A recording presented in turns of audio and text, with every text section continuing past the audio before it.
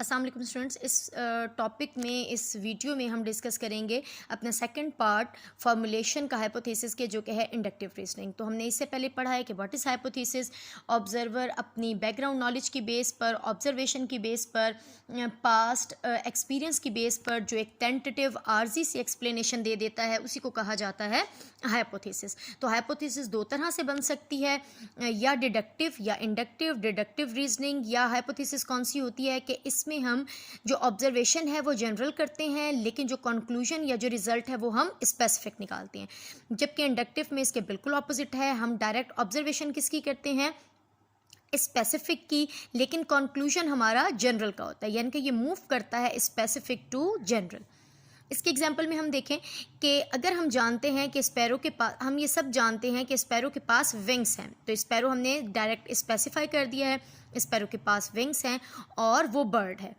जबकि हमें ये भी पता है कि ईगल, पैरट, हॉक, क्रो ये सारे के सारे बर्ड्स हैं, तो इसका कंक्लूजन ये निकलता है कि सारे बर्ड्स के पास विंग्स हैं। तो बेटा ये पिछले एग्जाम्पल का बिल्कुल अपोजिट हो गया है। वहाँ पर हमने क्या कहा था कि सारे बर्ड्स के पास विंग्स होते हैं, यानी कि जनरल बात की थी, फिर उसमें से हमने स्पेसिफाई किया था स्पैरो को, स्पैरो भी बर्ड है, तो कंक्लूड किया था कि स्पैरो के पास भी विंग्स होंगे। जबकि यहाँ पर हमने डायरेक्ट किसकी बात की है, स्पैरो की। हमने स्पेसिफिक किया है स्पैरो के पास विंग्स हैं और वो बर्ड है। तो फिर हमने नॉर्मल बात की कि बाकी जो ईगल, पैरट, हॉक या क्रो हैं वो भी बर्ड्स हैं, और लास्ट में हमने जनरल कंक्लूजन क्या दी है कि सारे के सारे बर्ड्स के पास विंग्स होती हैं। तो इस तरह से आपने ये समझना है कि डिडक्टिव रीजनिंग में हम जो ऑब्जर्वेशन करते हैं वो जनरल होती है, लेकिन कंक्लूजन स्पेसिफिक होती है।